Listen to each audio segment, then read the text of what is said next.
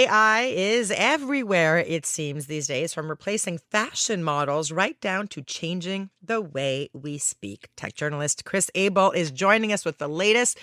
Good morning, Kris. How are you? Hi, good morning, Joanne. I'm fine. I always love our segments because I learn so many things. Sometimes I get a little frightened about the AI business because it is. I watched Terminator 2 and I took it as a warning. But let's talk hmm first and foremost about models. I mean, fashion models, right? So AI is affecting fashion models. How exactly? Well, we're finally crossing that big line, and that H&M, the fashion retail brand, is going to be the very first one to make a commitment towards featuring digital fashion models in their fashion and marketing spreads. Oh my Now, what goodness. I mean by that is they are using artificial intelligence, but not to create fake models, which is usually what we hear about when it comes to artificial intelligence. Quite the opposite. What they're doing is that they are launching agreements with 30 real world fashion models. These are models who normally show up at the studio, put on the clothes, and then work with a photographer to create the imagery. Instead, these models are going to go to a special scanning studio, and they're going to allow their bodies to be intimately scanned from top to bottom. Okay. In All fact, the right bits. down all the bits, and they say right down to retaining even birthmarks. And that's what's interesting to me is that H&M says, look, we're not going for an ideal version of a fashion model. We want real life people. We want to scan these people so with the small imperceptions as well as the beauty stuff. Then, once they've got that all captured into a computer, they're going to use artificial intelligence to then animate these digital bodies, to then set them in digital photography scenes where you've got digital lighting, you've got digital makeup. The model is real, but everything else becomes fake. So for H&M, this allows them to be able to explore their creativity, come up with photo spreads, and respond to them at any time, even remaking them right up to the very last second before they actually put out their fashion routines. Yeah, this The scares me, advantage, Kris. It scares me. You know why? Because you just named a bunch of people, like the makeup artist, the lighting, right? Those are jobs. That's job losses. And I understand that it increased their productivity, but it's a brave new world out there.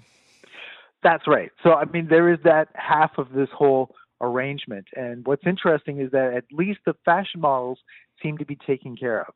So the deal is that the fashion models will come in, H&M will pay for all the scanning, but the results, the actual digital model, which they're calling a digital twin, is going to still be the property of the fashion models themselves. They retain the rights to the digital twin. Now, every time that H&M wants to do a fashion shoot, they have to hire the digital twin to be able to be used, and they'll pay, much like they would be paying a physical person to come in and do the photo shoot. So although the model, real world model, is sitting at home, Wow. her or his twin is off at the photo shoot, and then the digital photographers and digital makeup artists are putting together the photo shoot to be used, and she's still getting paid per shoot. So that's kind of interesting. So I it wish seems you to be could see my fair. face, Kris. The digital twin gets paid. The model is at home. Okay. Okay. Right. Yes. Wow. And I guess the advantage is that that's an arrangement that can continue for many years. So for those who worry about aging out, Hmm. if you're a fashion model, then at least curbs that off. That hopefully you can have a much longer career. But as you pointed out, the downside is there's a whole other set of people who are now going to lose work, and that's the photographers, the stylists, the makeup artists, the caterers. Yeah. There's a lot of people here that would be Who normally works so involved, hard. Yeah. work so hard on a fashion shoot, and then they're going to lose. But H&M says they're doing this with 30 models for first. If it works out, then they will continue on with more fashion models. And of course, the rest of the fashion world and retailers, they're all watching to see how this goes. Is this going to continue? Is it going to be a big thing? We'll see. I'm not a fan of this one, Kris, but interesting to know that that's happening. Okay. This next one, we're talking about AI and accents, the way we speak. Before we get to this, we have some audio. Hello We everyone. do. My name is Mandovi. My accent can sometimes make it difficult for others to fully understand me. As you can see, when I turn accent conversion on, AI adjusts my accent to make my speech clearer while preserving my voice's unique characteristics. This, but this is, you know what this is? I think we're homogenizing everyone. So I understand what the person was saying, that the accent makes it sometimes difficult to understand. But I think part of this is like taking away what makes this unique. So explain what is exactly is happening here. So this is a software called CRISP, KRISP Crisp. .ai. CRISP. Yeah. Yes, and so this is software that's happening in real time. It's artificial intelligence. So you have someone that's on a headset, obviously being a customer service rep that we often encounter online when we're calling retailers. And here you have someone who is based in India that's trying to work remotely to be able to answer the questions of customers, say, in the United States. This software, when she turns it on, immediately analyzes her speech and removes elements of her accents to make her speech clear spoken. There's a very slight delay. It's 200 milliseconds, which is indecipherable for most people. But that's how fast it works in terms of she starts speaking and the person who's on the receiving end is hearing her, presumably, being able to better understand her. This is set up obviously for customer service, but it's also something they can say can be applied to business meetings for international companies. It works for Zoom. It works for and Meta in almost Express. real time. You're saying, why did you say 200 milliseconds, something like that? 200 millisecond latency, so almost real time.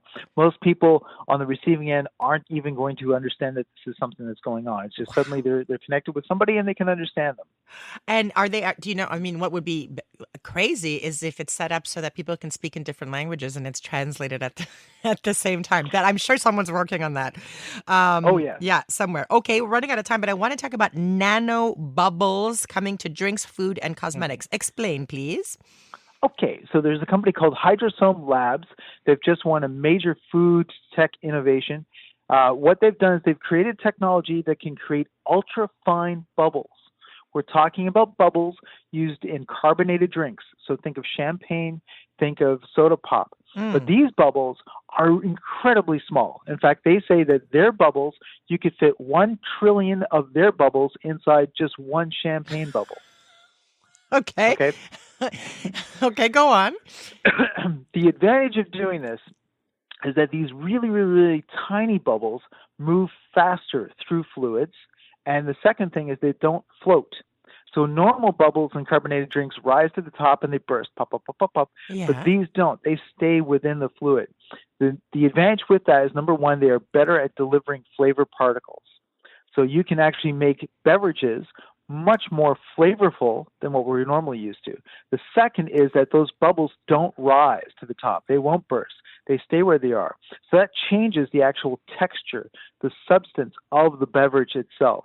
You have a different mouth feel when you're drinking. So this is about taking things like soda pop and champagne and making it so that it tastes dramatically different, better apparently, and then also dramatically different when you're guzzling it down. Kris Abel, I'm all for better champagne any day. Remind people where they can find you. You can find me on all my socials at Real Kris Abel. That's KRISABEL. Thank you, Kris. We'll chat again soon. All right, take care.